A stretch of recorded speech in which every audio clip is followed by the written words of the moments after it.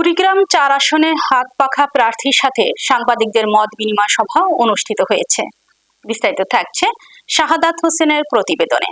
ইসলামী আন্দোলনের মনোনীত প্রার্থী কুড়িগ্রাম-৪ আসনের সহকারী অধ্যাপক মোহাম্মদ হাফিজুর রহমান বলেন, সাংবাদিকরা সমাজের আয়না, সত্য এবং ন্যায় তুলে ধরবেন। আর ইসলামী আন্দোলন বাংলাদেশ প্রতিহিংসার রাজনীতি করে না, কখনো করবে না। জাতীয় সংসদ নির্বাচনে সাংবাদিকদের দায়িত্বশীল ভূমিকা রাখার আহ্বান জানান তিনি আরো বলেন, আমি নির্বাচিত হলে রৌমারী, রাজীবপুর ও চিলমারীর উন্নয়নমূলক কাজ করব।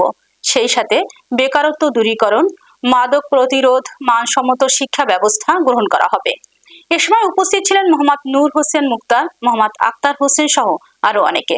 উক্ত মত বিনিময় সভায় রৌমারী, রাজীবপুর উপজেলার বিভিন্ন প্রিন্ট ও ইলেকট্রনিক মিডিয়ার সকল সাংবাদিক বৃন্দ উপস্থিত ছিলেন।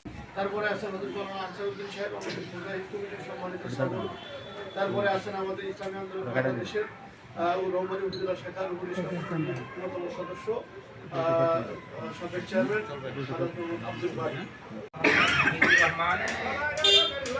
ইসলামী আন্দোলন বাংলাদেশ থেকে আমাদের ইসলামী আন্দোলন বাংলাদেশের সম্মানিত আমির সাহেব যখন আমাদের এলাকার জনগণের উন্নয়ন করা যায়, বিভিন্ন ব্যস্ততার মধ্য দিয়ে 2-3 দিন চলে গেল ও সম্মানিত সাংবাদিক ভাইদের উপস্থিতিতে আমি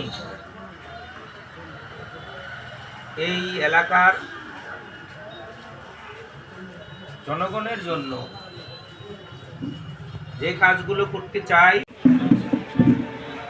বাংলাদেশের 64টি জেলার মধ্যে কুড়িগ্রাম জেলা সব